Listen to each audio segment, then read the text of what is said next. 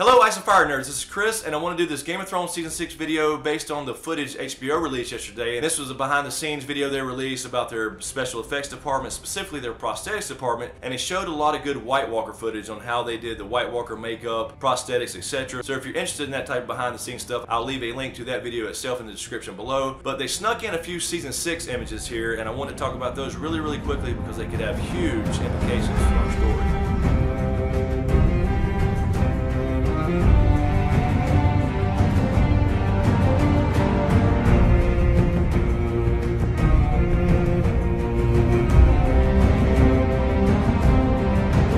Have a little shot here of the White Walkers in front of a green screen. This is the new Night's King. This could be the scene where they shot Bran's vision, where he runs into the Night's King. Whether that's the future or past, we don't really know yet. But you get to this shot here and you see somebody applying makeup and fixing the hair of this White Walker. And what's interesting here is not the White Walker or his pretty flowing hair. This background looks to be like a lot of roots, and there's only one place in our story we know that has walls of roots, and that is the cave system that Bran and Bloodraven's in. This has huge implications. Actually, there's been a debate going on for years and years about what Bloodraven's up to, what his real story is, what his end game is, whose side is he on? Is he on the side of the White Walkers? Is he on the side of mankind? But this indicates they're in the weirwood.net cave system. Now, if you look at this picture by itself, you can still deduce, okay, he's there to say visit Bloodraven. Perhaps they're meeting up to discuss plans. But then again, who's working for who if they're on the same side? Is Bloodraven working for the others, or are the others working for Bloodraven? Now, they could just be stopping by to have some coffee, or more specifically, a grande mocha choca mucka fucka latte.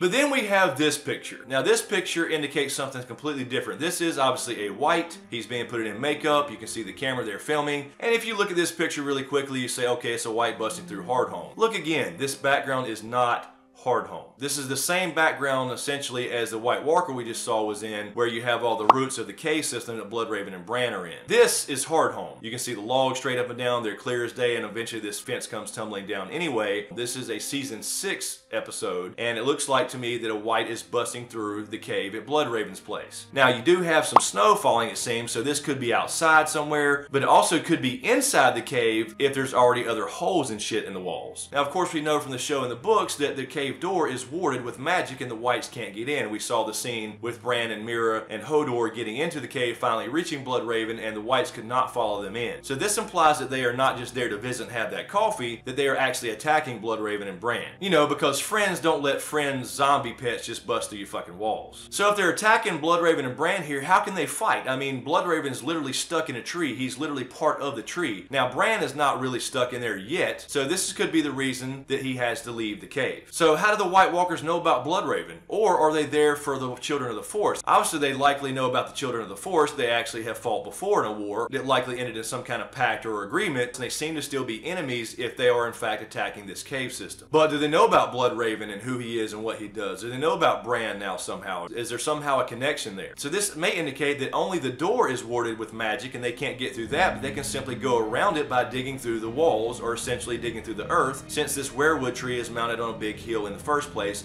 and probably this entire network of caves. So perhaps the cave doesn't actually have the protection we thought it had, if they can just pull out their fucking spade shovels and dig. And if this is an attack, how can Bran and Bloodraven and these guys fight the White Walkers? I mean, they're stuck in trees, and then you have Mira and Hodor who really can't do nothing against a White Walker army. But we know the Children of the Forest have Roman candles. I'm sorry, we know the Children of the Forest have magic, as we saw in the end of Season 4. So if the cave entrance is the only thing that's warded, perhaps they can simply get around it by digging holes in the earth. They can just kind of start digging here. Or here. Perhaps here.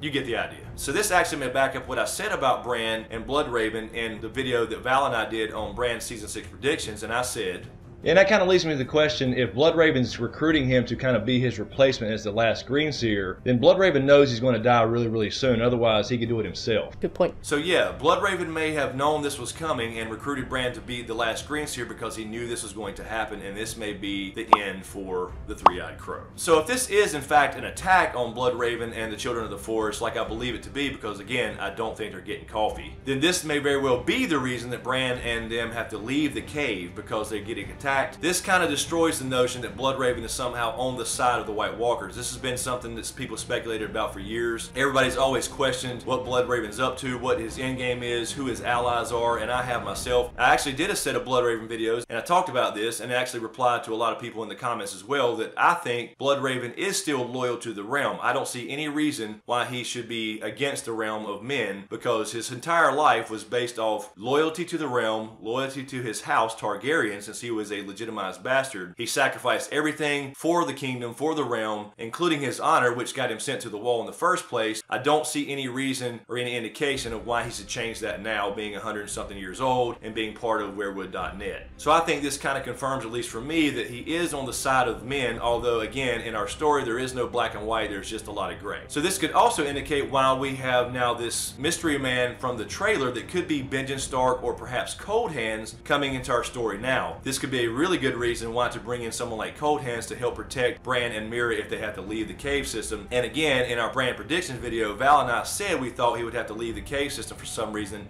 just based off the picture of him on the horse leaning forward as if he's still crippled. So anyway, let me know what you think in the comments below. I think this may have huge implications, having the White Walkers and their little army of dead people interact with Bloodraven, the Children of the Forest, and the Tree Cave, because this kind of confirms that they are against everybody else, and this kind of backs up what Val and I said in our Bran prediction video, that they will have to leave the cave. So next, Val and I will be doing our Season 6 predictions on Jon and Dany, so be on the lookout for those. In the meantime, you can click here on the last video I did, which was the Season 6 trailer breakdown, the entire in-depth breakdown, and you can also click here for the little update addendum video I did to the trailer, where there were a few scenes I wanted to kind of add to based off some of your feedback in the comments, as well as some other thoughts I had. So check those out, let me know what you think. Thanks for all the support, you guys, I really appreciate it. Be sure to subscribe to get everything. Thanks for watching, and we'll see you next time.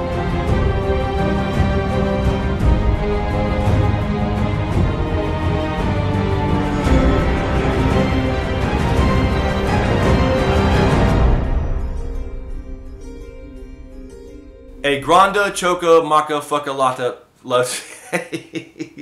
or more specifically, a grande mocha choca mucka fucka latte. I think I got it.